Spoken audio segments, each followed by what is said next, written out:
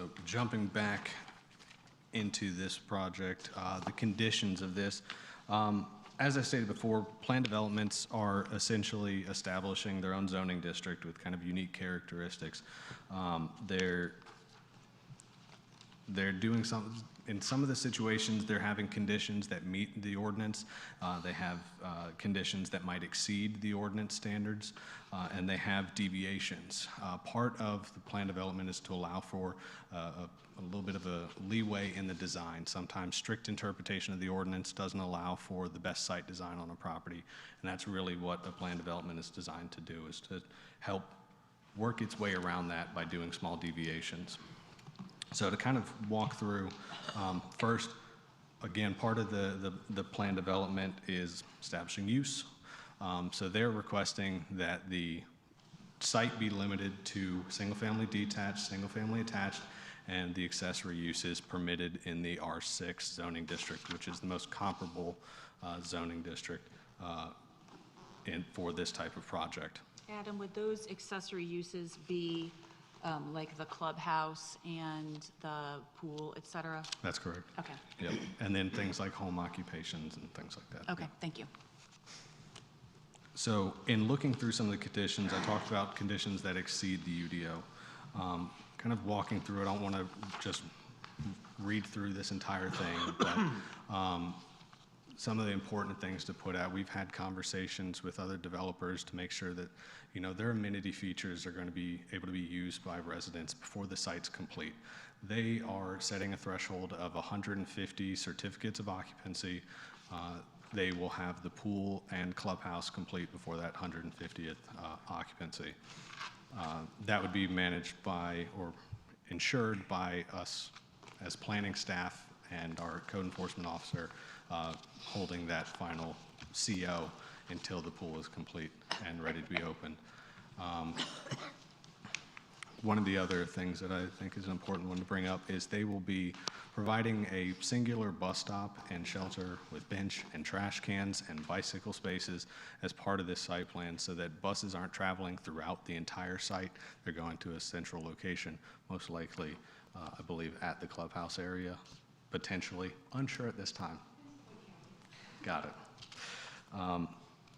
And then providing a minimum of 15% tree save. Our conditions within the ordinance only require that 5% of the trees be saved, so they're tripling that and saving even more existing landscaping, which we always appreciate. Adam, just a quick clarification. What is the maximum impervious, if that was Off the top of my head, I think I might have notes on that. I do not remember real quick.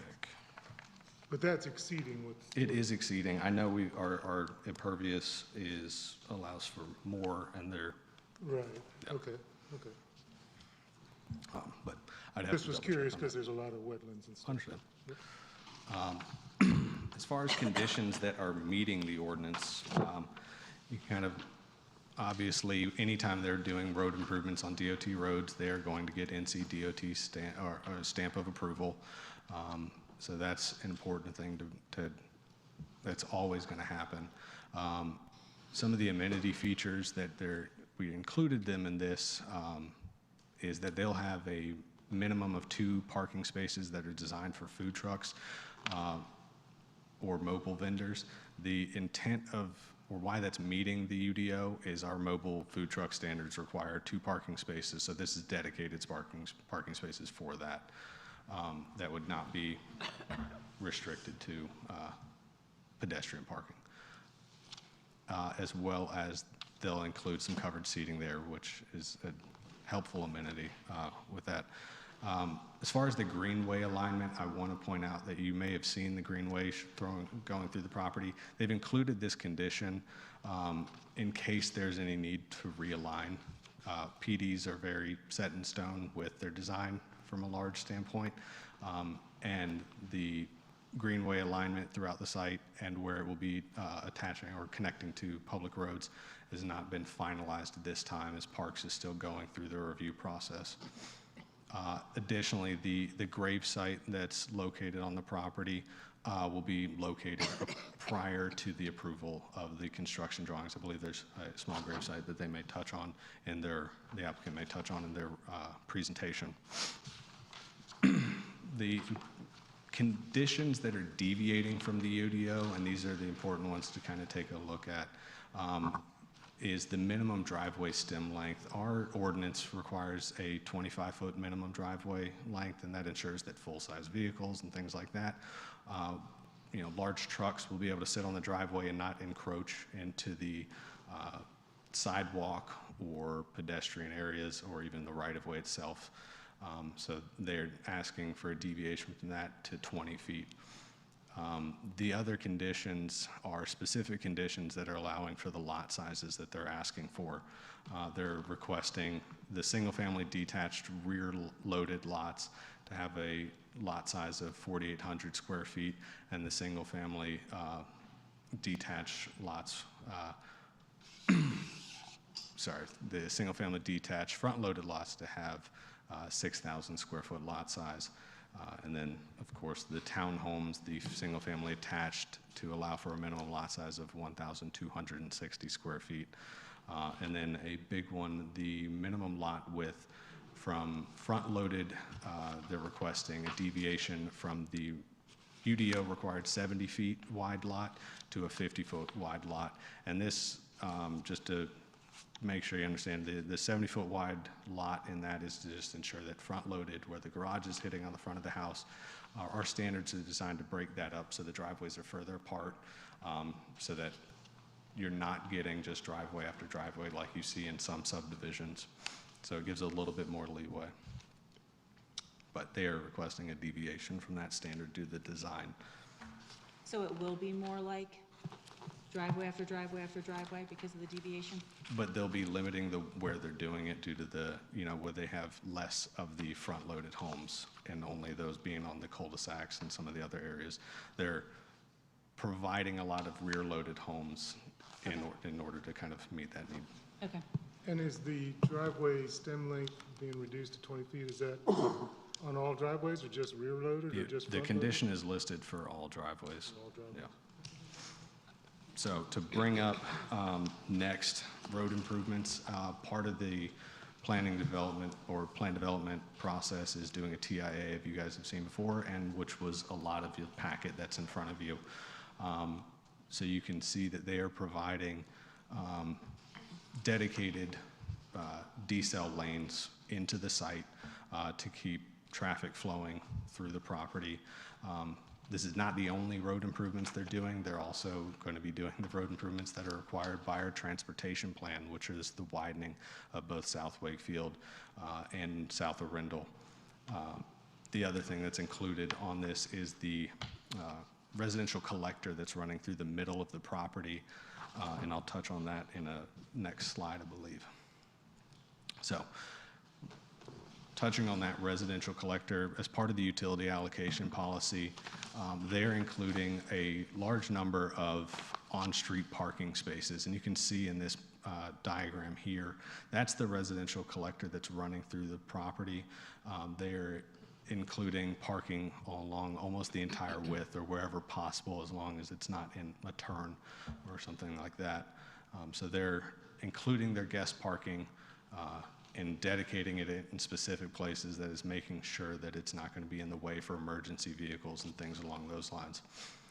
They're also going to be including not only public greenway, they have some private greenway that's going through the property, as you can see here, that connects some of the other areas and would be managed and maintained by the HOA. On the image down here, you'll see where they've shown that they would have a resort-style pool and their clubhouse and cabana area as well to meet those standards of the utility allocation policy. So the private greenway, there's not going to be a crosswalk when it is traversing that street there? It was not shown there, I believe, just due to being in a mid-block situation. But it could be something that could be requested as a condition to ensure that. So again, just walking through briefly the standards that are to be followed when dealing with the plan development. This project has to ensure the health, safety, and welfare of the development and the area around it. It's in an appropriate location. It's reasonable and in the public interest. And then any other relevant factors you deem appropriate. And then this would be a better than strict interpretation of the UDO. So with that, staff recommends accepting public comment after the applicant's presentation and then referring to the matter to the planning board for recommendation. So I will turn it over to Ashley Terrazas for her presentation. Thank you. So,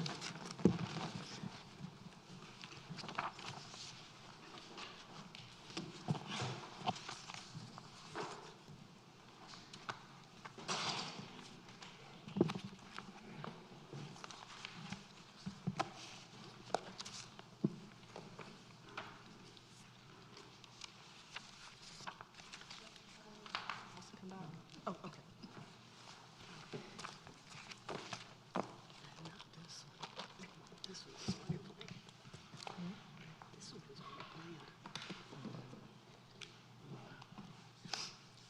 Good evening, Mayor York, Mayor Pro Tem Harrison, commissioners and members of the planning board. My name is Ashley Honeycutt Terrazas with Parker Poe. My address is 301 Fable Street in Raleigh. I'm joined by Rob Rudloff and Jamie Davis from Pulte Homes, the home builder for this proposed project, Andrew Suriano from Deacon Development, the applicant, and then Beth Blackman, our civil engineer with the Timmons Group, is with me tonight as well. And we also have Jeff Hockenodal, our transportation engineer with the Timmons Group. So just running through this site overview really quick. Adam just went over a lot of this. The plan development rezoning request is for an assemblage of properties between Arendelle Avenue and Wakefield Street in the center of southern Zebulon. It's a little over 118 acres. The development, as Adam mentioned, is about 116. That's taken out the fire station dedication land. It's zoned residential suburban, which is R2, residential neighborhood R4. It's about half a mile from the Zebulon Community Park in the southern half of downtown Zebulon, and will bring new residents to help revitalize this area for businesses to support the town's ongoing efforts to bring economic development to the main street. This proposed rezoning will also bring several big picture benefits to this area, namely an important vehicular and public greenway connection from Arendelle to Wakefield Street, as well as a donation of land for a needed second fire station for the town in a key location. And this slide shows an excerpt from your Grow Zebulon Future Land Use Plan. And I always like to start here because this is the map that your staff put together with input and help from the community, was carefully reviewed through public hearing process by the board, and was adopted just 2.5 years ago to guide development in the town. These planning documents, and I know everybody knows this, but I like to go over it. These planning documents inform property owners and developers prepared to invest millions of dollars in Zebulon what kind of growth and development you want to see and where. And every local government with the zoning ordinance is required to have these plans now because the growth is coming, and we all know that. People are moving to North Carolina, and particularly the Triangle, at an unprecedented rate, and municipalities need to plan for that growth in an organized and transparent way. So, and Zebulon has done that. Adopted these plans for future growth, and your town staff to look at these future land use plans adopted by the board when they work with applicants to shape and improve rezoning applications and development plans. And so these properties outlined in blue have been earmarked for suburban and residential and general residential future development. And as Adam mentioned, one of the primary land use types for both of these designations is those planned development neighborhoods. So this is what we're here to talk to you about tonight. We've worked hard over the past 1.5 years with your staff and with the board, and engaged with the community before even filing the application to carefully plan a residential neighborhood that will be a great place for people to live in the town of Zebulon when it's built out a few years from now. So many of the new residential projects under construction in Zebulon today were approved under the old development ordinance. Some of you were on board at that time. Under a different process, different standards than the new UDO that went into effect in 2020, but Zebulon South reflects the features of planned developments that the town has indicated it wants to see going forward, as described in section 3.5.5 of your new development ordinance, and the policies in your new utility allocation policy that went into effect last year, in your 2021 comprehensive land use plan. So like I mentioned before, and Adam did too, team has been working on this request for over a year and a half, has worked with your staff through 4 plan submittals and revisions. This is the master plan that was originally submitted. It already had some elements to respond to that feedback from neighbors who attended the pre-filing neighborhood meeting, such as that open space recreational area instead of homes behind the existing residential lots on Wakefield Street. It also incorporated initial feedback from pre-application meetings with town staff, such as that Greenway connection from 96 over to Wakefield Street, all rear-loaded townhomes as well on this submittal, which are the town's preferred orientation for townhomes, primarily, as Adam mentioned, because they create more pedestrian-friendly streets, fewer conflicts between driveways and cars, and pedestrian facilities like sidewalks or multi-use paths. But as you can see, original submittal only had 3 amenity areas, one of which included a gravesite that was not going to be relocated, no private neighborhood trails, no wider multi-use paths for pedestrians and cyclists, estimating about 340 units with that plan, and just met the guest parking minimum requirement, and also had the entrance to the collector street, just meeting those NCDOT minimum intersection spacing requirements from Perry Curtis. But our team made a lot of updates to the Zebulon South plan since that time to make the plans more squarely in line with the purpose and intent of plan developments in the town and reflect the policies and goals of Zebulon's current comprehensive planning documents. And as stated in the UDO, the Plan Development District was established and intended to encourage innovative land planning and site design concepts that support a high quality of life and achieve a high quality of development, environmental sensitivity, energy efficiency, and other town goals and objectives by doing several things. And so a couple of those policies relate to Objective C, a wide housing variety with varied lot sizes and densities, as well as Policy G to promote the efficient use of land and smaller networks of streets to lower development and housing costs. In other words, housing variety provides more price points and housing options, and concentrating housing on less land area creates efficiencies that lower housing costs, as well as other benefits.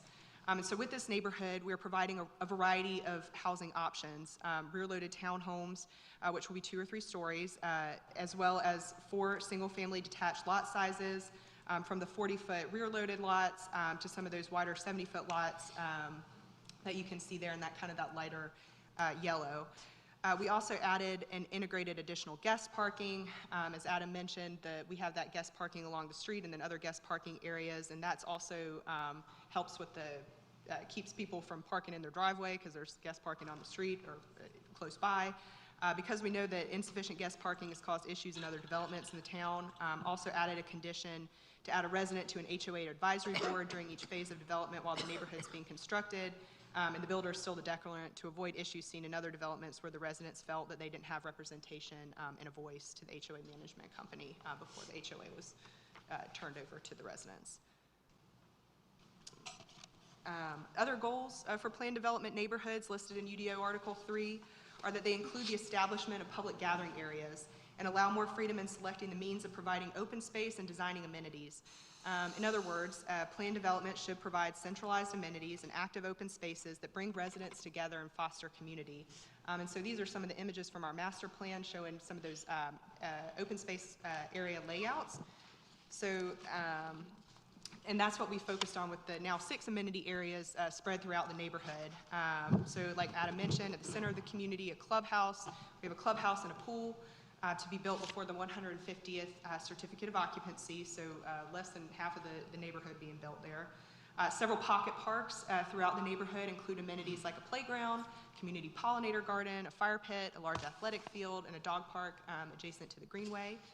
And finally, Zebulon South will have an additional community gathering area at the center of the neighborhood on the new Arendelle-Wakefield Connector Street with at least 2 designated larger mobile vendor spaces, as well as at least 1 outdoor grill for residents to use for cookouts. If there aren't mobile vendors there, they can cook out. And this will be adjacent to an open lawn for community activities, picnics, games for kids and adults, anybody that wants to use that space.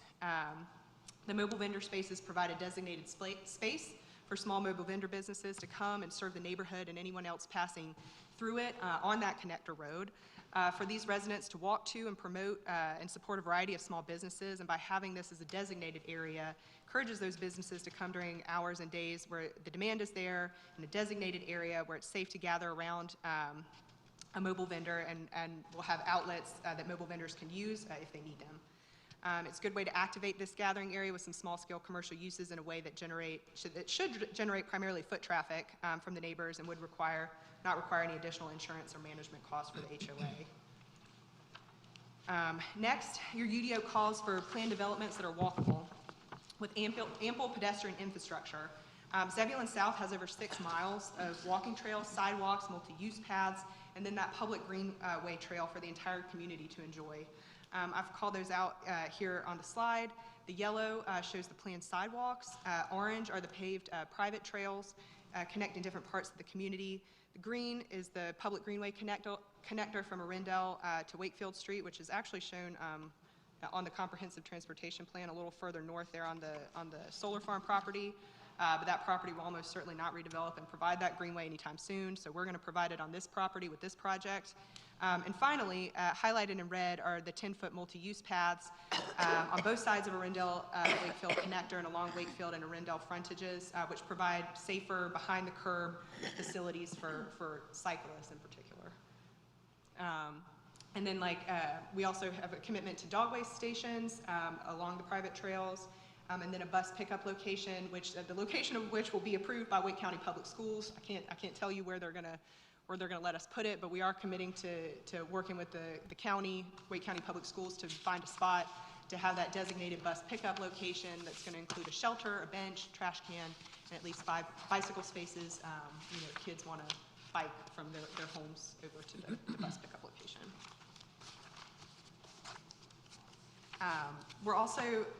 So on the next 2 slides, I'm going to talk about the Article 3 Plan Development goal of quality design and environmentally sensitive development, and the ways that we try to incorporate that into this plan development design.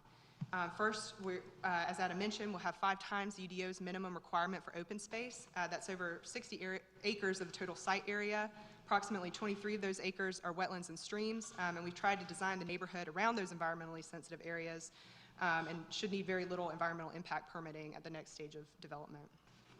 Second, we've committed to a minimum 15% tree save, which is 3 times the UDO requirement, again, preserving trees in and around the environmentally sensitive areas where they're primarily located today that's not being used for farmland. We've also designed the project to include a constructed wetland. That's that image up there on the top left. For stormwater control, which is a green stormwater control mechanism that's encouraged in your utility allocation policy.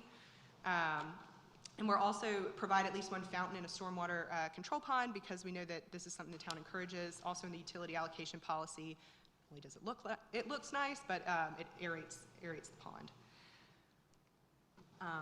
And we're also committing to pollinator garden in the amenity area and using primarily pollinator plants in the stormwater control pond. That image right there on the bottom right is milkweeds, pollinator plants in a stormwater control pond. Zebulon is pursuing designation as Bee City and has taken the Monarch Pledge, so we wanted to help promote that goal of supporting pollinators by incorporating more pollinator plants into the neighborhood design. We've committed to using native and adaptive species only in our landscaping in the perimeter and streetscape buffers, no invasive species. We're also committing to enhanced streetscape buffer on Arundel Avenue where the alleys and rears of townhomes are located. That's going to include those evergreen understory and shrub tree plants for year-round screening, and that's the plant schedule for that buffer up there on the top right. And I also put the plant schedule for the perimeter buffers on the slide as well. So most of the property lines between this development and adjacent properties will be preserved trees, but every other property line will have a 20-foot type B buffer with this planting schedule. Next, I want to talk about architectural commitments. We have many, many architectural commitments to ensure a higher standard of look and quality for these homes.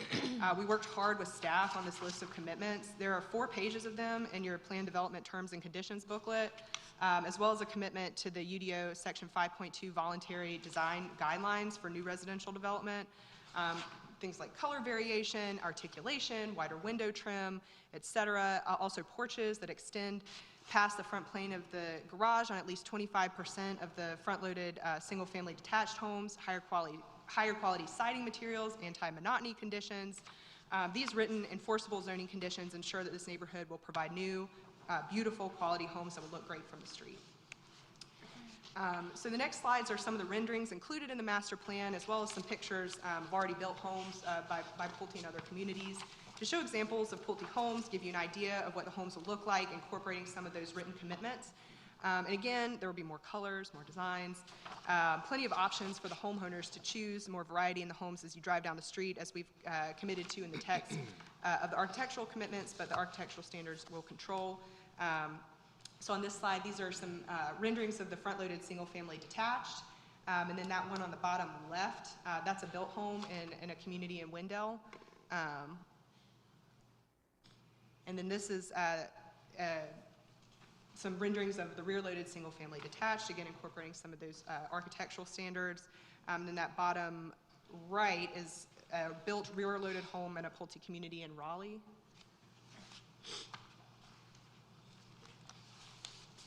And then for the townhomes, we wanted to show some designs for 2 or 3-story. The PD, the plan development text would allow either.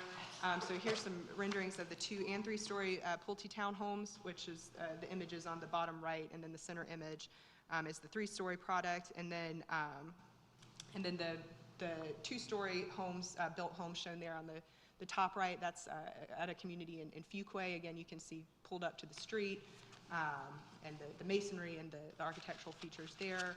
And then the 3-story product, that's in a development outside of Charlotte. And do we know how many 3-story versus 2-story there will be? No, we haven't determined that at this time. The PD would leave flexibility for either.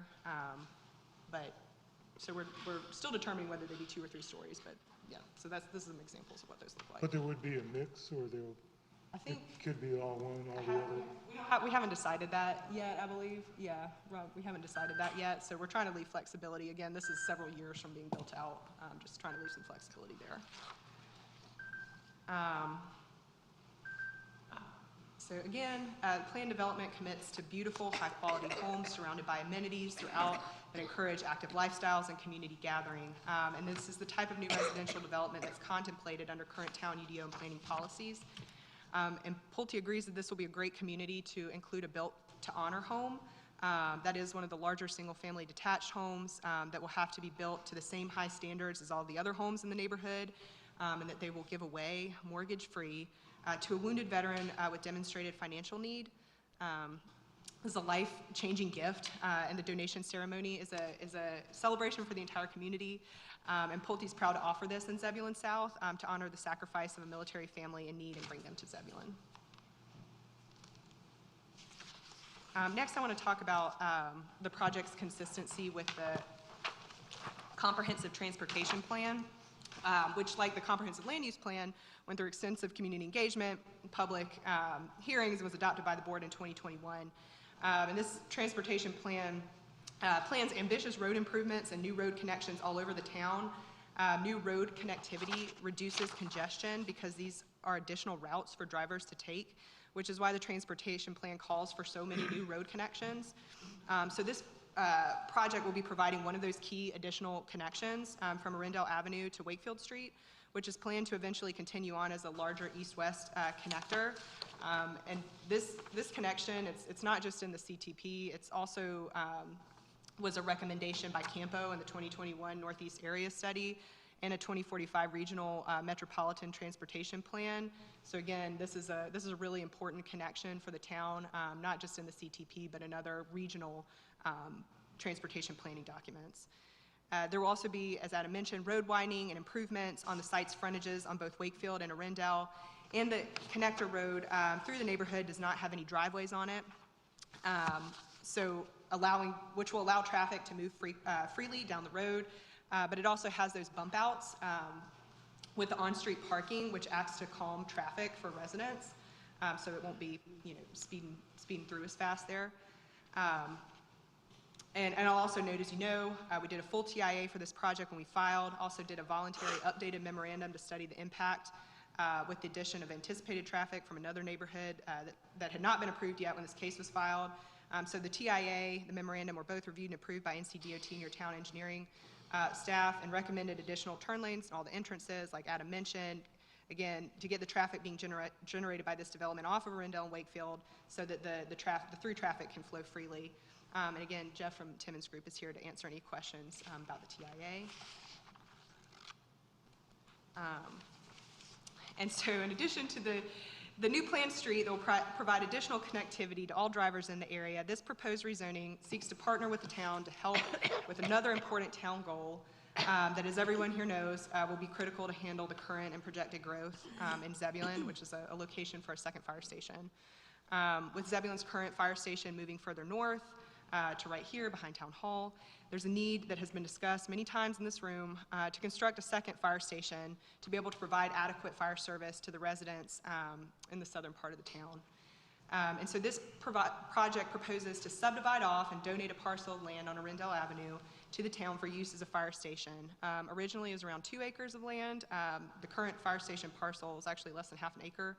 But Chief Perry asked for a little more land and for a little more design flexibility, so our team condensed some things and moved some things around and got that up to about 2.5 acres. And as Chief Perry discussed earlier, there's a utility easement on the parcel. This is common. There's another one that we have designed around on the residential part of the site, something that engineers design around all the time. And like he said, he's working with an engineer to talk about that site design. And how that fire station would lay out on that parcel, and is doing some due diligence on that. And I also want to zoom in for a minute and look at the big picture, as Chief Perry discussed, of this key location and how this offer helps the town to overcome several key challenges in finding an adequate location for a second fire station. It's centrally located on 96, right in the middle of southern Zebulon. And we'll be able to provide adequate response times for the growth that's already occurring in this area, both to the east, with the growth coming and anticipated around the 5-county stadium, into the west for the development approved and being built south of Gannon. And as you can see from the future land use map excerpt there on the top with that star right there in the middle, that's the fire station location. Southern Zebulon is planned to experience growth, primarily residential growth, and having a fire station nearby helps to serve those residents and keep their homeowners insurance costs down. It's also my understanding that the residents in this area who don't live in the town limits receive fire service from the town as well, so this helps community members in and out of town corporate limits. And one of the big challenges to finding a location for a fire station in this area, especially on the timeline to keep up with the pace of growth, is the lack of public utilities. That map there on the bottom, you can see where the sewer line, I know it's a little bit hard to see, but you can see where the sewer lines currently exist. There are those bright green lines that you can see up and down the streets there. There's not many of them in southern Zebulon, but Zebulon South will be bringing public utilities, water and sewer, to this parcel so that it will be usable as a fire station and will save the town the cost of having to extend utilities. And I also want to note that with the approval of the rezoning, this parcel will already be entitled to be developed as a fire station. Most of the land in southern Zebulon is not, as fire stations are only permitted in R6 and above under the UDO, and so most of this land is R4 and below. So the rezoning land for a fire station would be controversial, but it will certainly save time and help with financing and finding funding for construction if the parcel is already zoned for use as a fire station. And finally, of course, donation of this land for the second fire station will save the town a lot of taxpayer money that it would otherwise have to spend to acquire the land on its own. Just looking at the sales prices, we took a look, had a broker take a look at the sales prices of non-residential land that's sold in the past year and is on the market today in Zebulon. And this land is probably worth between $250,000 and $500,000 today, and that value will only continue to rise, I would imagine. So again, we know that a second fire station is needed. We've worked with the town staff on this, and we're glad to be able to offer this benefit to the town with this project. So I'll just sum up. After a long, in-depth process of working with the town, our team has brought a plan that reflects Zebulon's goals for suburban and general residential plan developments as described in your UDO and land use plan. And I've highlighted some of those, just a few of the key consistent policies here. Also brings townwide public benefits such as new greenways, new road connections, and land for a new fire station. And our plan also exceeds your new utility allocation policy by 8 points. 60 is required for a new residential subdivision. Ours has 68. We're planning a variety of new high-quality, beautiful homes for a range of price points, and we'll donate one of those higher-value homes to a wounded veteran, ample amenities, preservation and activation of the site's natural features for Zebulon South residents and the public, all in a location close to the Zebulon Community Park in downtown which will stimulate economic development and revitalization in this area, where the land use plan and town policies encourage it. Project will provide tools, support several of the town's growth management initiatives, frontage improvements, new connector road, not to mention new transportation impact fees that will be required of this project to contribute to the town's larger planned transportation projects, miles of new public utilities in southern Zebulon, including utilities for a fire station, as well as land for that fire station. So thank you, and we'll be available for questions at the appropriate time.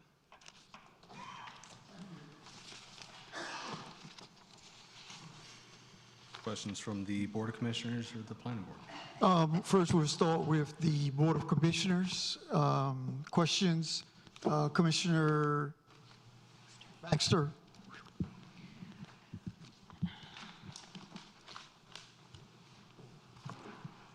So one of the things that we have been dealing with as of late are turnover from ownership to rentals in our community, in our newer developments. And so first I'd like to have an understanding of what the HOA covenants are going to be. I would like to have a little bit of a clear understanding of when the HOA turnover is going to happen, and then the percentage of rentals that are going to be allowed in the HOA. Okay, so percentage of rentals and HOA covenant, when it's turned over to residents. And then what was the last one? To residents. The percentage of rentals. Okay. Did you want me to give you my questions all at the same time since No, you're no, writing I them was down? trying to write them down just to make sure that we answer everything. Okay. So the HOA covenants is your. Yeah, we haven't developed the HOA covenants yet. I can take a look at, do you have like a standard one that you use? Yeah, we could provide something that we typically use, but I don't know that I have all these answers off the top of my head. Okay, but we do know that like you turn the HOA over to the residents when the community is built out. So that's how it's typically done in any residential development. That's right. And we can take a look at maybe some examples of covenants from other communities and what it typically says in relation to rentals. We have had issues with HOAs in the past, as you know, because you've been here for some of these discussions prior. And so I want to make sure that we're not creating problems for our future residents, that the HOAs are going to actually be helpful and not hindrances. Okay. As far as the graveyard that's going to need to be moved, I'd like to have that process explained and also have an understanding of how it will be moved, where it's going to be moved to, and just the details surrounding what's going to happen. We have a strong commitment to preservation here in Zebulon, and so I know that this is of interest to quite a few people in our community as far as the preservation process. Absolutely, and that's moving grave sites is governed by a statute, General Statute Section 65-106, but they've already started that process, the community engagement involved in that process and notification, so I'm gonna let Rob talk a little bit about the work that they've already done to get that started.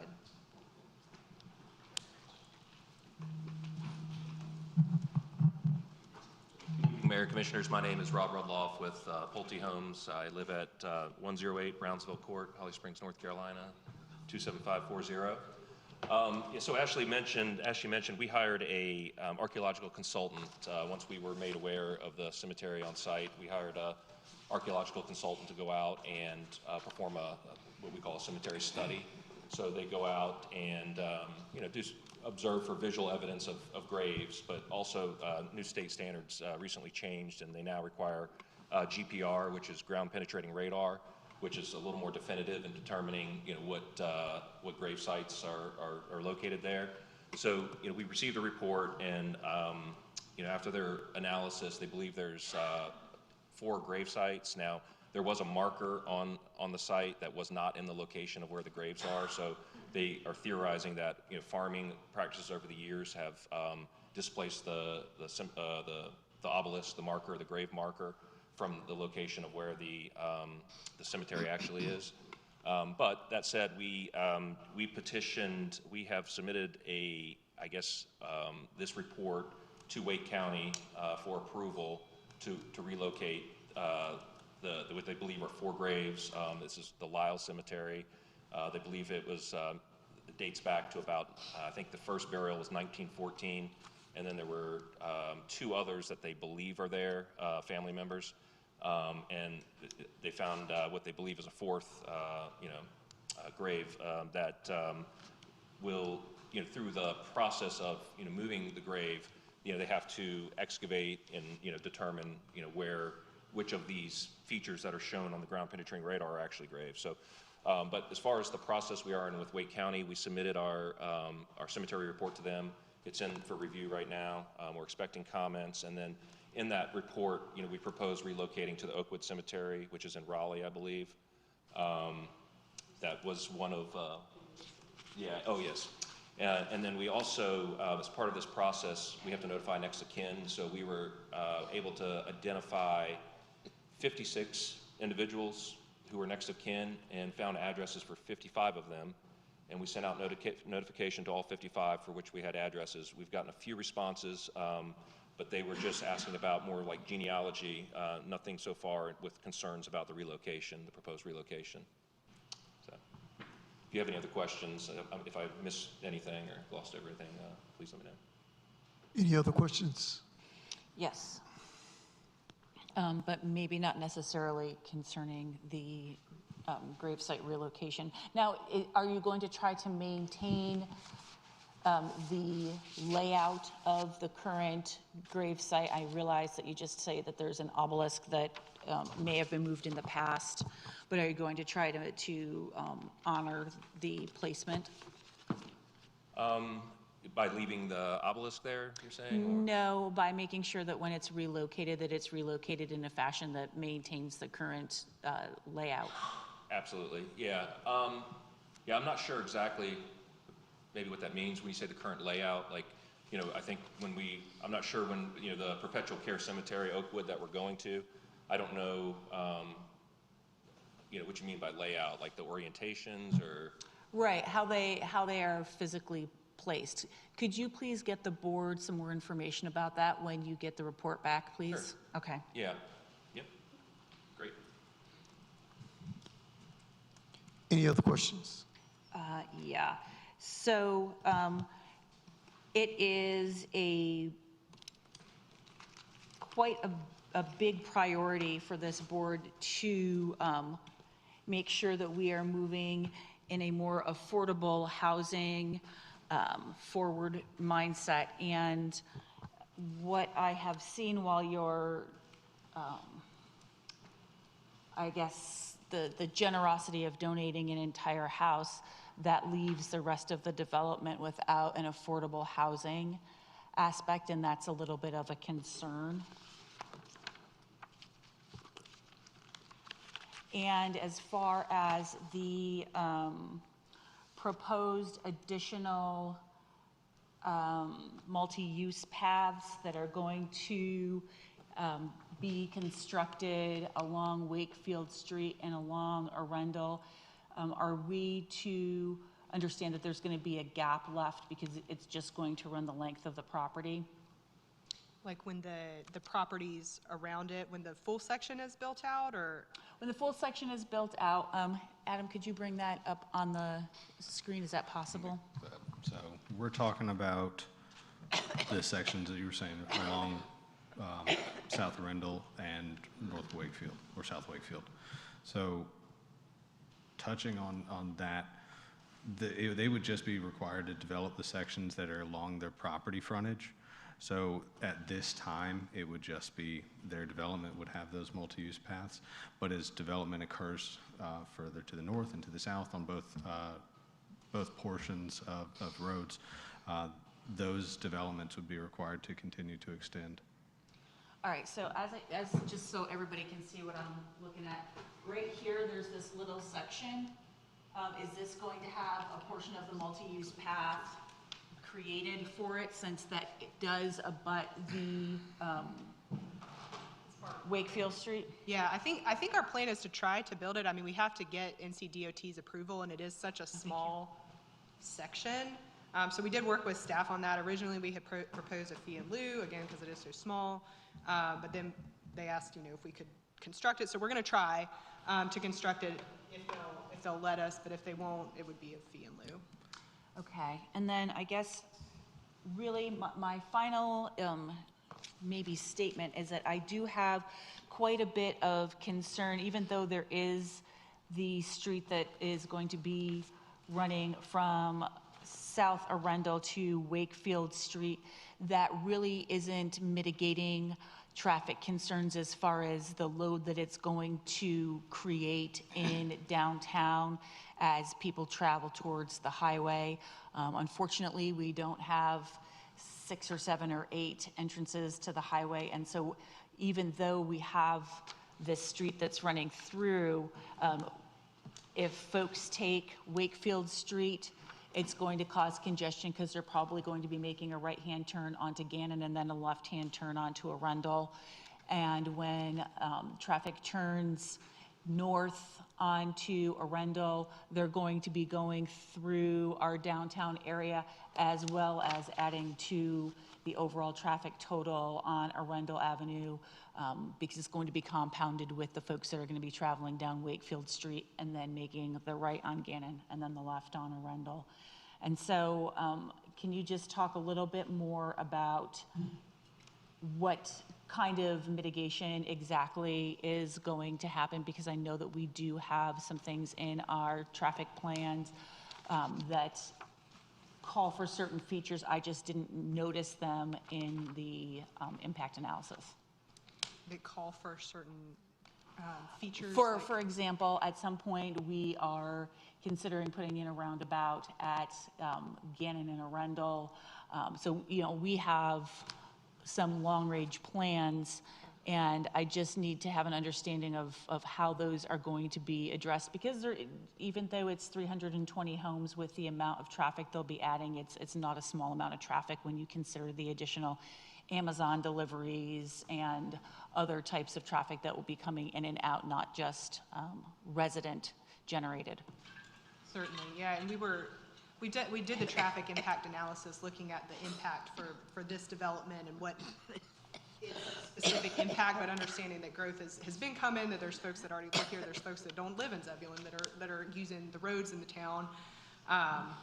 So we did look at the mitigating, what was needed to mitigate the impact of this development. I know that there's a lot of things in the transportation plan, and y'all have new transportation impact fees, again, to collect fees pretty hefty fees from these new developments to be able to fund some of that.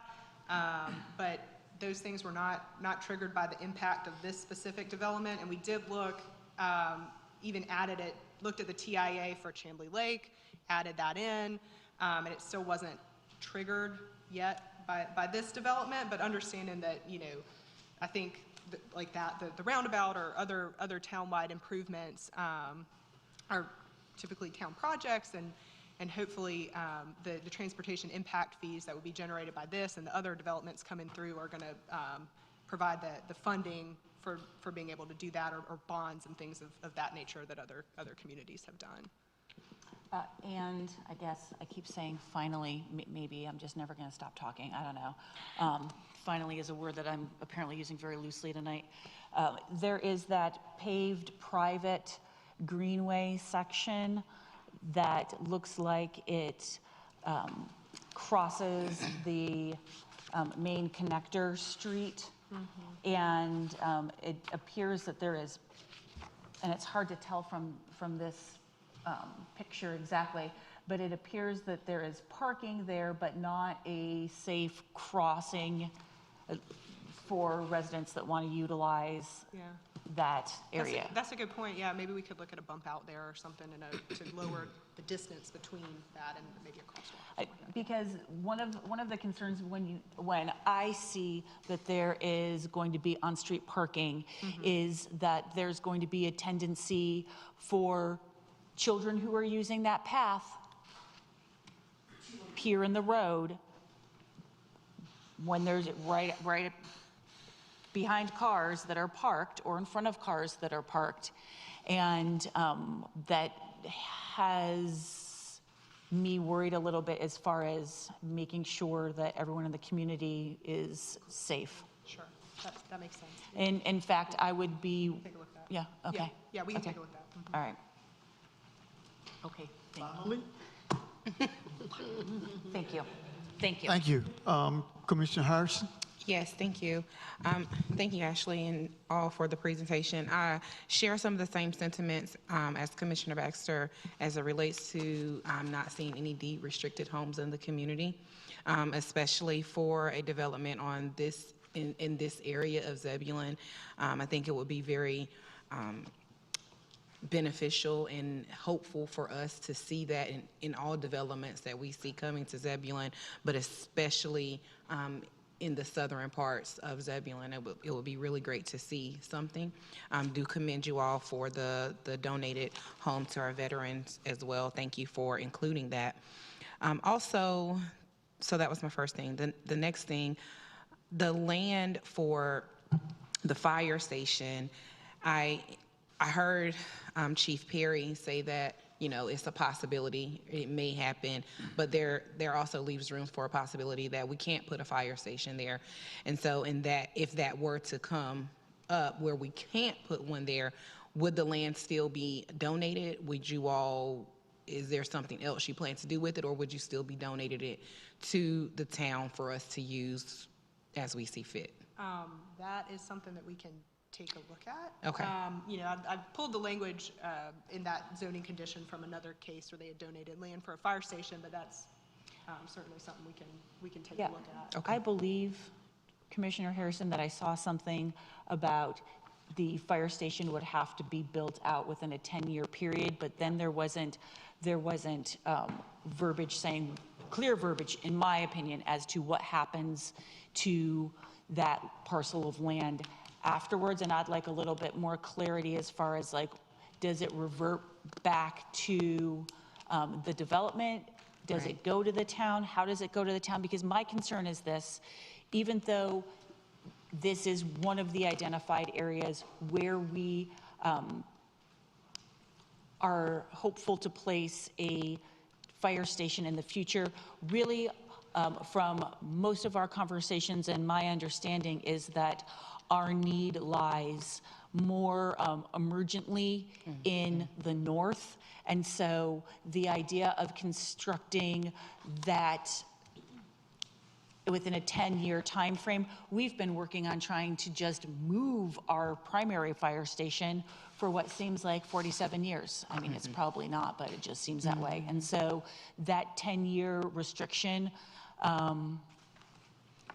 I think that both Commissioner Harrison and I are on the same playing field as far as we would like to have a little bit better understanding of what you're willing to do with that. Okay. Yeah, definitely a better understanding and a little more flexibility or free will for the town to be able to use it if it is going to be donated, for us to use it. I don't want it to just say for the fire station if we come to a point where we may not be able to use it or we run out of our 10-year gap. So I just want to make sure that the language is correct within that. Okay, yeah. Okay. That's something we can take a look at. Again, the way that it's worded, subdivide off the parcel and donate it to the town, and unless Joe tells us, hey, you know, we don't need it anymore, we don't want it, we don't need a fire station there anymore.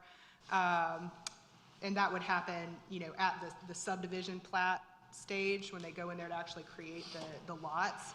But we can, you know, again, this is kind of typical language for this, like, these land dedication for public infrastructure, public uses, but we can definitely take a look at that. Thank you. That's all I have. Commissioner Clark? I think Shannon and Jessica have covered most of my things, so no questions at this time. Commissioner Davis? I think you're going to see general consensus across the board. Just want to looking forward to hearing more about affordable housing. Again, I respect that you guys have the Built to Honor home. But just looking forward to hearing more about how you guys are gonna, out of 320 homes, how many more are we gonna do for affordable housing? I wanted to ask a question too in regarding the bus stop designation. If I understood you correctly, Wake County Public Schools will determine where that location is that Yeah, correct? yeah, we can't tell them where their Okay. buses are gonna come pick up. So the way that the condition is worded, and I can, pull it up here in the plan development text, but it has to be approved by Wake County Public Schools. So they're gonna tell us, hey, we wanna pick up kids here. Okay. And then we would say, okay, this is where we're gonna do our shelter and our bench and all that. Okay, Yep. so they'll designate the location and then you guys will build. I mean, probably, Adam's right, probably either near like kind of the clubhouse or maybe the area where the mobile vendor spaces are, that one on the connector street, but those kind of larger amenity areas, but we have to work with Wake County Public Schools on that, yep. Yes, My ma'am. concern, and I understand you guys don't have control of that right now, is most of our neighborhoods, the children have to walk to the front. So with 320 homes, I'm concerned that some of them might be far from the location of where that bus stop would be, so that's why I'm asking. Yeah, and again, we'll work with Wake County Public Schools to make it a central location. Obviously, Pulte has an interest in that too. We want to make this a family-friendly community. And again, we've got the multi-use paths and sidewalks and all of that infrastructure to get them there safely. Okay. That's all my questions. Thank you. Now we will ask for questions, comments from the planning board, starting with Dr. Johnson. No, not right now. I don't have any questions. Mr. Lowry? So when I went through the packet, I noticed that part of this development, and part of my understanding is that south of Zebulon, we have an issue with the sanitary system. So there is a lift station that is proposed with this development, am I correct? The lift station. For a forced main. Yes. So my concern is future maintenance. Is that going to be maintained by the HOA, or is that going to be turned over as a town, or is it City of Raleigh? City of Raleigh. Okay. Yeah, that's turned over to the City of Raleigh Public Utilities. Okay. The other questions, really it's more comments, would be one of the amenity areas that you're providing, it looks like a soccer field. And I can tell you, coming from a development that has a soccer field that is very rarely ever used, maybe within a couple times a year, I think it becomes more of just a green space.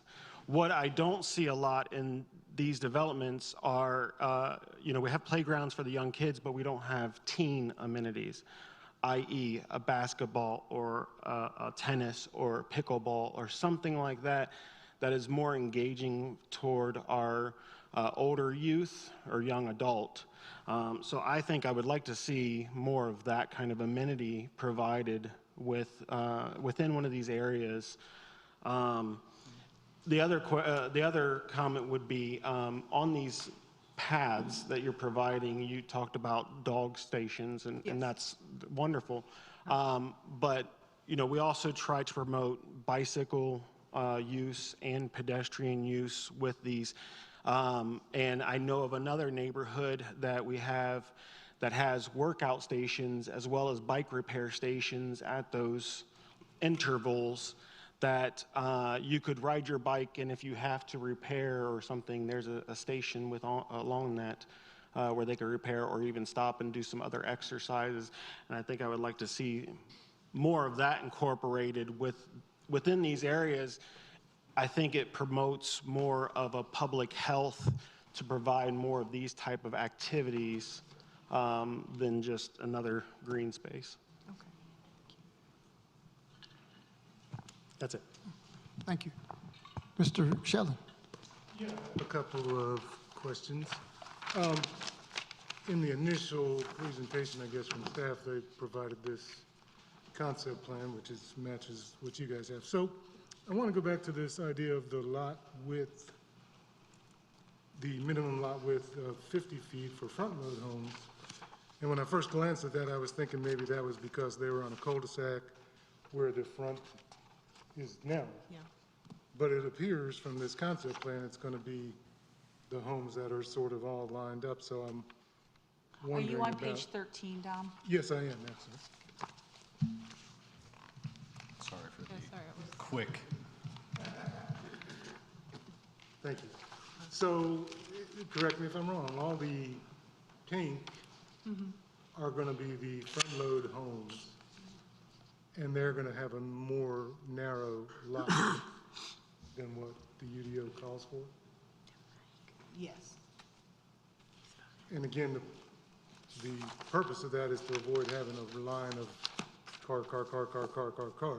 But it appears like what we're going to have is a line of car. And we are trying, again, we are trying to provide more housing Yep. variety, yeah. I get that. Yeah, you couldn't make them all rear-loaded, although there are, a lot of the rear-loaded townhomes, the rear-loaded houses, all rear-loaded along that main collector there. And those will be, again, where the front-loaded homes are, kind of on these like side streets, that kind of narrow constrained portion Okay. down there to the south. Right. Side streets, and this is pretty common in new neighborhoods. And so, again, the primary kind of through street, connector street, main collector avenue is going to have, no driveways, but some of those side streets do have the Okay. front-loaded. Okay. More housing variety, larger lots, and those sorts of things. Again, more price points in the neighborhood. Okay. Then a couple of my other questions were also already addressed by Commissioners Baxter and Harrison.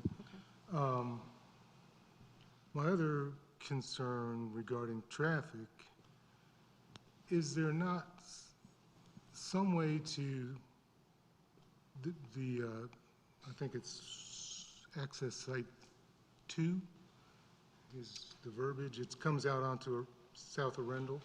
Yeah. Second one, right? Is that the second The one? more southerly one? Southern Yeah, access. the southern Yes, one. Is it not possible to somehow align that with Perry Curtis Road? We did look at that, but it would have a really big environmental impact. All of that is wetland right there in that like hatched area. And so again, we're trying to keep that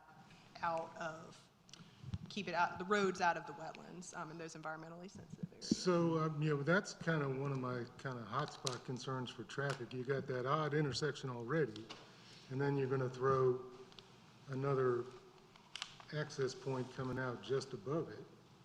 In fact, I noticed there was a statement somewhere, there was concerns about that, but it said it was not a cause for anything to be addressed.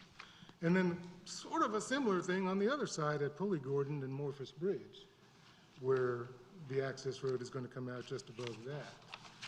And I'm just concerned about, safety and traffic movements where you got cars coming in at an already sort of odd angle, and then you're going to add cars entering and exiting just above those junctions. Is there not some way to alleviate that? To briefly touch on this intersection here, I want to note that one of the last rezonings you guys saw was Chamblee Lake. Yeah. And that included a minor realignment to that intersection. So obviously it has a pretty steep angle of alignment with the Rendell right now. And they would be turning it down just a little bit so the coming in would hit a Rendell at a 90-degree angle or close to a 90-degree angle. So they wouldn't be looking over their shoulder at cars coming from their left-hand side. So that actually gives a little bit better separation between those intersections. As well, what was you were commenting on, the TIA comments referred to the potentially looking at this road as being a right-in, right-out, and a lot of that is dependent on DOT's concerns over the distance of those two intersections, which would be handled at the construction plan review. And we do have the ability to do that. I mean, originally we had the connector road further south, closer to Perry Curtis, because that's kind of closer to where it's shown on the CTP. But Right. we had these concerns with staff, and we showed it to DOT, and they didn't really give us they said this is fine, but that's not really good enough. So what we did is we moved that collector road further north, so it's more centered between Temple Johnson and Perry Curtis, so to make sure that we get the full movement, like that big, east-west collector, what it's eventually planned to be. And then we would have the ability, once DOT reviews it at the driveway permit at the next stage, to make that a right-in, right-out for that local street. Okay, okay. And then more of a comment than anything to kind of piggyback on what Commissioner Baxter mentioned earlier. So you're going to have a lot of people going north, and that's borne out in the TIA. I'm wondering what the impact's going to be. Are people going to continue up Wakefield beyond Gannon and not have to make that right and left, because that's a nightmare already, and they're just going to go up Wakefield? Now you've got that nice little quiet subdivision, and you've got a bunch of cars trying to get through there, and taking some of those other side roads to come back out onto Arundel and make a left turn onto Arundel where there's no signal or anything like that. So Could it's just- your transportation engineer discuss the existing traffic on those roads and how this Yeah. might affect that? Jeff, you want to speak a little bit to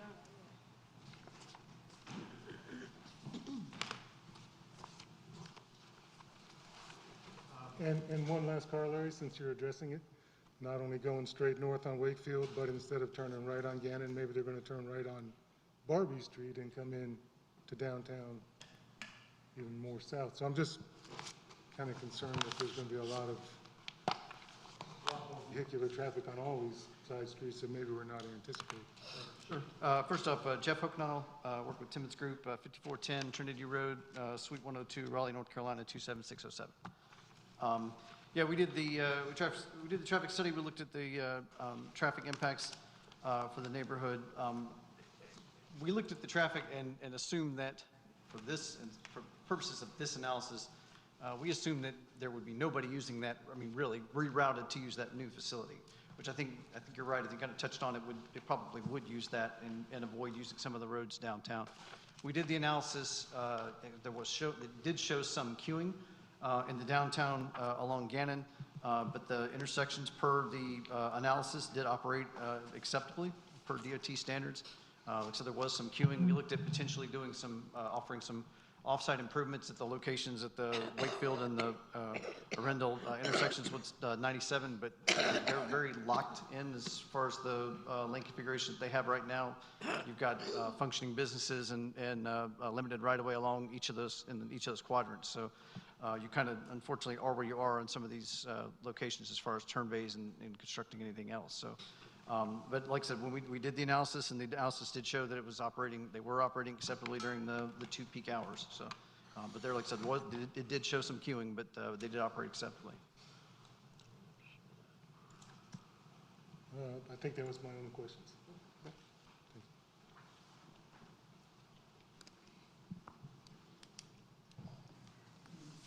Further questions, Mr. Sheldon? No, sir. Oh, thank you. Ms. Jenkins? My questions have already been answered, so no questions at this time. Thank you. I'm gonna click through some stuff really quick. I apologize. Getting back to where we were. Okay. Any more questions from the boards, either board at this time? Before I take public comment.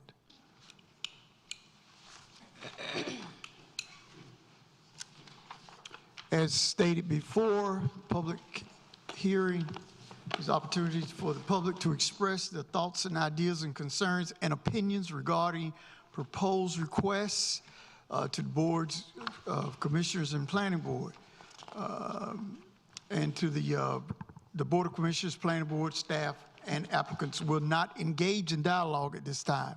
You may ask questions, but we will get the answers to you, or the resources will be provided to you, and some cards are at the podium as far as contact.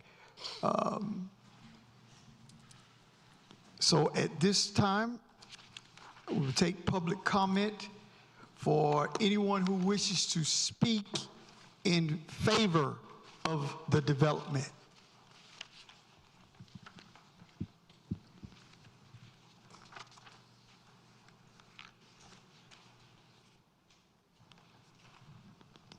Hearing none, is there anyone who wishes to speak in opposition to the development? Come to the podium, state your name and address. My name is Nicholas Walton. I live in 4014 Watsonia Drive. I'm here tonight in opposition to this plan development. My opposition to this development is completely different to those who have spoken, who will speak, and or voice their opinions on the Zebulon Facebook group. I'm opposed to this development because it will make our town go deeper into the suburban Ponzi scheme. While Zebulon started off as a small rural railroad town 117 years ago, it is now a small suburb with a population of roughly 10,000 people and growing. I bet everyone in this room is wondering, what is the suburban Ponzi scheme? Well, to explain it, I must explain what a Ponzi scheme is. A Ponzi scheme is a type of scam that involves a scammer promising an investor a greater return on their investment with them. Then the scammer takes their investment, promises the same thing to another investor, takes their money, and then with both investments, the scammer uses it to pay off the original investor with a little profit for themselves. Then it repeats until it eventually fails due to how little of a profit it creates, and it requires endless faith in investors to keep going. Suburbs are a Ponzi scheme because they haven't and will never generate enough tax revenue to be fully financially solvent. This is due to how they're designed, and which results in a multitude of effects, which include less tax dollars per acre, requiring a car to go anywhere in a reasonable amount of time and without sacrifice, expensive suburban infrastructure, etc. The cost of suburbia is no problem for the federal and state governments, but for a town/city, suburbia is really expensive due to them having a tax pool that is limited to its borders and population, resulting in them not making ends meet. So what is a town/city supposed to do? Well, the most common solution to this is to have constant, nonstop growth, which is why our town government is here tonight to keep up with the suburban Ponzi scheme. But in the long run, this decision will not work. It may not happen tomorrow or in the near future, but like all Ponzi schemes, it will eventually fail. Our town government will eventually fail the suburban Ponzi scheme, which will result in a shutdown of our town government and its services, and will require a bailout and or debt restructuring from the federal or state governments. If our town and our country is to be free of the suburban Ponzi scheme, we must literally, in this case, return to tradition and build our towns/cities like we used to prior to the end of World War II and basically all of humanity's existence, which is to make our towns/cities be mixed use and walkable again. Our town government can start doing this by getting rid of our current zoning laws and having new zoning laws, eliminating parking minimums, not going forward with this development, and improving a mixed-use development in its place. Thank you. Thank you. Anyone else in opposition come to the podium? State your name and address, please.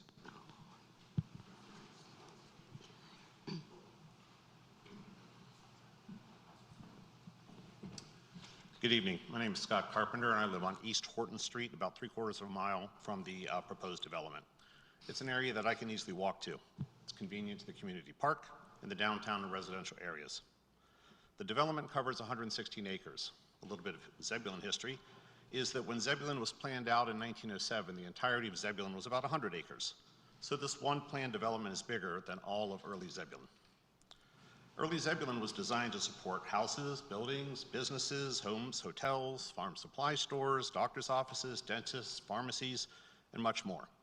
This planned development is for 320 houses.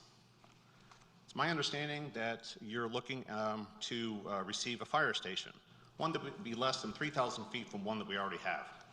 I suspect there's a lot of excitement about that. I don't know if the deal has been struck. I don't know if anything I say matters at all. However, when all we do is houses, houses, houses, houses, then we fall short of bigger dreams. When I attended the Planning 101 session and the economic planning sessions last October, I heard dozens of residents dreaming of bigger things: a high school, a hospital, safe event spaces with things for our kids to do, and affordable housing. Zebulon needs a high school, a place for the community to gather and support our kids and to celebrate our community, a place to gather on Friday evenings for a football game. In Wake County, the minimum amount of land needed for a new high school is 73 acres. Here sits 116 acres. It would be a wonderful spot for a high school. But once you decide you want houses, houses, houses, houses, then what? Are we going to be left with hearing, well, we'll just have to wait for another big parcel to show up somewhere around Zebulon? Your decisions tonight impact current and future families and their children for generations to come. What about a hospital? care facilities, doctor's offices. If you can dream of a fire station, why can't we dream of a hospital? Maybe a hospital and a fire station. Maybe a hospital, a fire station, and a new EMS station. This 116-acre parcel is quite near the community park. It's across the street. With a little bit of vision, it could be easily combined or blended in with it, supporting a walkable Zebulon with more trails and green space. Event and gathering spaces, parking that's within a block's walking distance of downtown, safe places for kids and adults to do fun things that would be away from alleyways full of adults drinking alcohol. What about affordable housing? I appreciate Mayor Pro Tem Harrison's comments. That's exactly the points that I would like to get at. I'm not in favor of this specific rezoning of 116 acres for this planned development. Sometimes ideas look different when you put them down on paper and you start to think about how those plans will impact the people that have to live with the decisions now, tomorrow, and for generations to come. 320 houses is a big dream, but we, Zebulon, can dream bigger. Thank you. Anyone else would like to speak in opposition?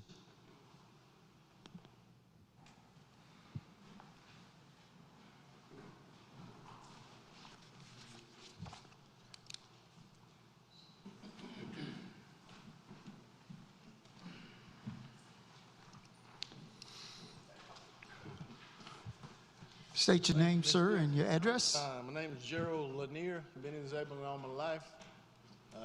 Living on 331 Perry Curtis Road right now. I thought I was 100 or 750 foot from this project, but I never received a letter, nor did my neighbors. But my concern, and I thank the commissioners for asking the questions you guys have been asking. That's kind of what I'm concerned about. Is we got, like I say, I've been here well, all my life, to tell you the truth. I was 20 years on the fire department. 8 years of that was a captain, and I've been on the planning board for, I think, about 5 years a while back, and helped put Zebulon on the map on a lot of things, and keeping the small town feel in Zebulon. And I know growth is imminent, and if we're smart, we're still gonna have a small town atmosphere here, but we've got too many subdivisions coming in at the same time. All I'm asking you guys to do is just slow your roll a little bit. You got Shelby Lake, you just approved 355 houses coming off of that same Perry Curtis Road. Now you put another 320 with Zebulon South. It's in Cedar Creek. All of this is coming straight down through Zebulon most of the time. 8 o'clock in the morning, 5 o'clock in the evening. Right now, we can't get to the daggum food line Friday afternoon at 5 o'clock.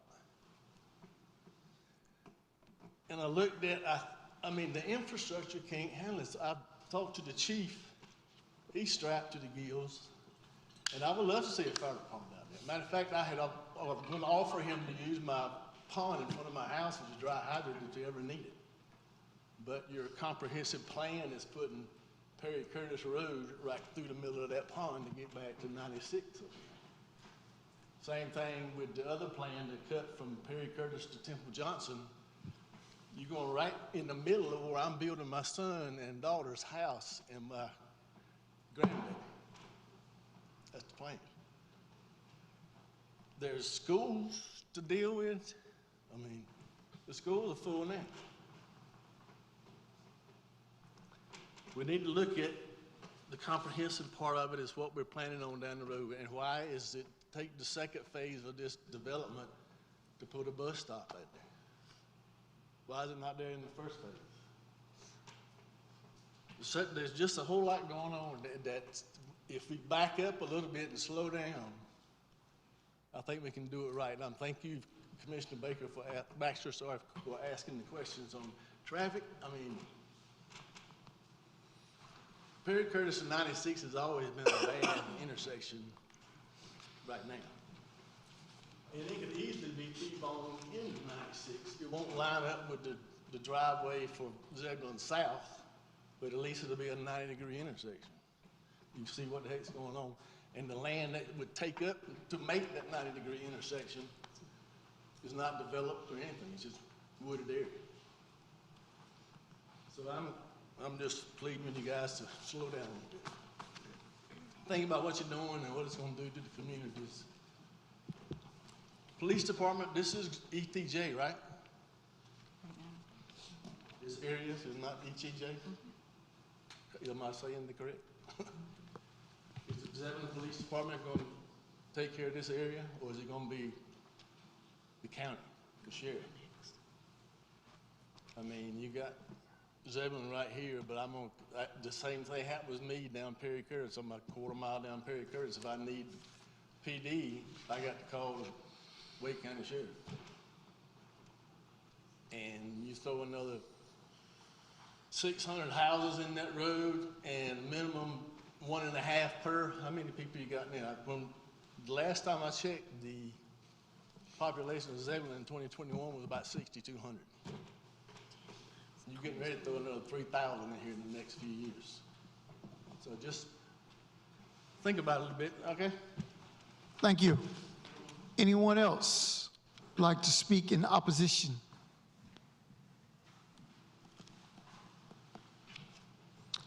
Hearing none, is there anyone that would like to speak neither for or against?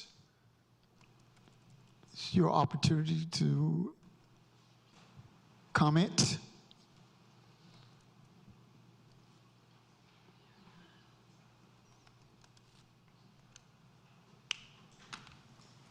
Hearing none, if there's no one else who wishes to speak, I will close the public hearing and refer the matter to the planning board for consideration. Thank you. And at this time, we will take a 10-minute recess before we go on to the next issue.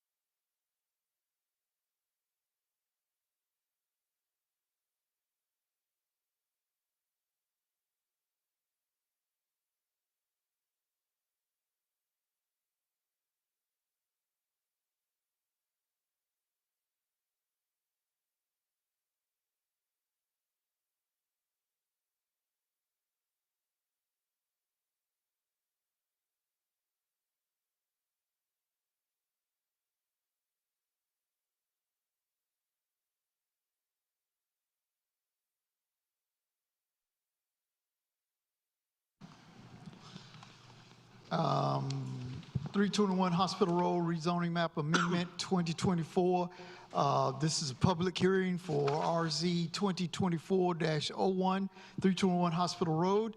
The public hearing and zoning map amendment request for 321 Hospital Road to rezone the property from office institutional to general commercial. I declare the public hearing open and ask for a staff presentation. All right. Thank you. Went through, this is for 321 Hospital Road. This is a zoning map amendment. Unlike the previous item, this is just a rezoning. There are no conditions, there's no plan development. This is a request to rezone the property from one existing zoning designation to another. And I'll go through that in just a second. So, as we always talk about, we talk about the standards that have to be followed with rezonings. So obviously, the rezoning has to maintain the health, safety, and welfare of the property. It's in an appropriate location. It is reasonable and in the public interest. And then, of course, any other relevant factors. The property itself is located between Hospital Road and Pony Road. The primary front to the property is on Hospital Road. The applicant is Michael Germano. The property owners are MySci LLC. It is approximately 0.34 of an acre, currently zoned office and institutional. And again, the proposed request is to bring this to general commercial. So not conditional or anything like that, just general commercial zoning designation. As with all public hearing notifications, public hearing signs are posted on all frontages. Mailed notices are provided to property owners within 750 feet. The paper of general circulation is, there are ads posted in the paper of general circulation twice. It's posted at the town website, as well as the email notification list that I discussed earlier that you can sign up for on the planning department page. As stated, the property is OI. You'll see a lot of this map is surrounded by that office and institutional use with some HI heavy, blanking on my stuff. I think that was actually not supposed to be there. It is commercial surrounding there. Regarding the future land use, you'll see that this area and its surrounding area is slated to be general commercial. So the applicant is requesting in line with the future land use plan. So this is a lot shorter presentation because I said it was a general rezoning requesting from OI to GC. So the standards, of course, again, I don't need to go through these again, but health, safety, and welfare, appropriate location, reasonable and in the public interest, and then any other factors that you deem necessary. Staff recommends accepting the public comment after the applicant's presentation and referring the matter to the planning board for further recommendation. Michael Germano is here if you guys have any questions or if he has anything to state prior to moving on. Germano. Good evening, board, planning board as well. My name is Michael Germano. I'm from 106 North Arundel Avenue, Zebulon, North Carolina. Adam covered pretty much all the pertinent points of the issue tonight. We're here to answer any questions that y'all may have. The property owner is also here as well. So we're here to take any comments or questions.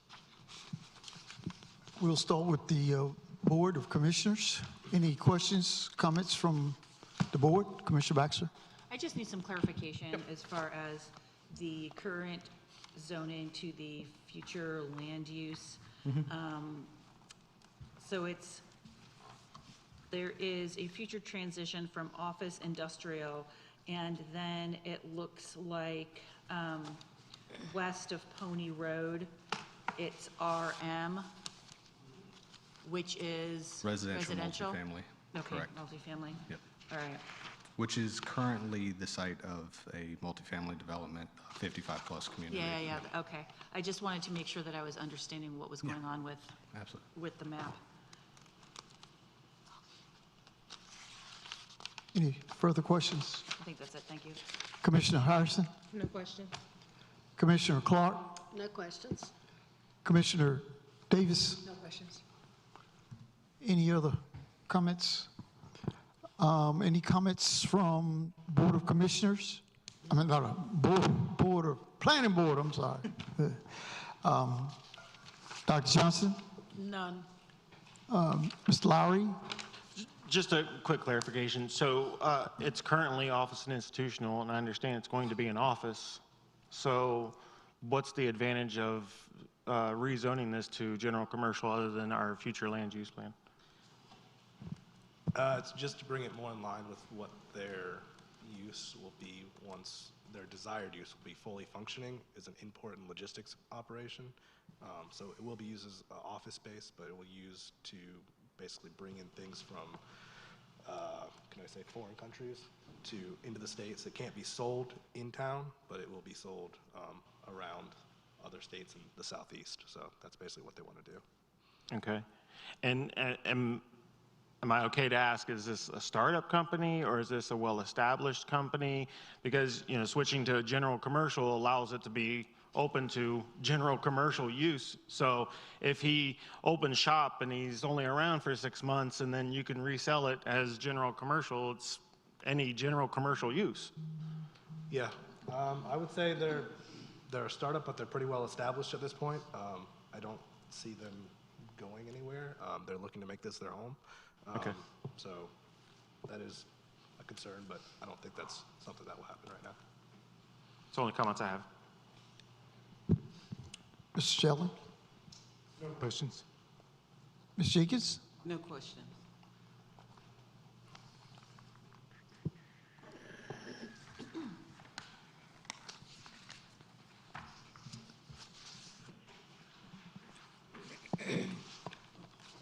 I guess now we'll take any public comment. Anyone that's in favor? Podium.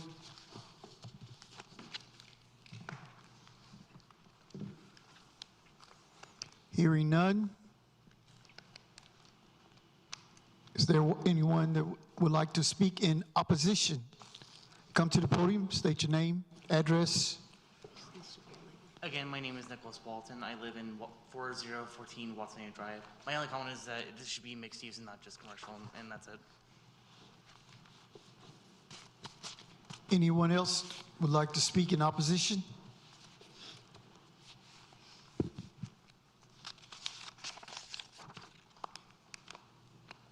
Hearing none, is there anyone that would like to neither speak for or against?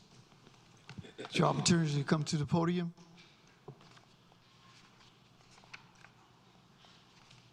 Any other questions, comments from either board at this time?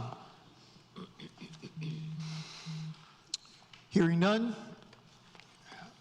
if there's no one else who wishes to speak, I will close the public hearing and refer the matter to the planning board for consideration. Thank you. Any other questions, comments from commissioners? Yes, I actually do have one, believe it or not. I'm sure everyone is shocked. But this is more of a staff request that we could please get these enormous packets hole punched and numbered like we have for our board meetings, just for ease of use when we are moving through the packets and trying to refer to information. Thank you. Any other questions, comments from the board? Is there a motion to adjourn? So move. We have a motion. Is there a second? Second. Thank you, Commissioner Harrison. All in favor? Meeting adjourned.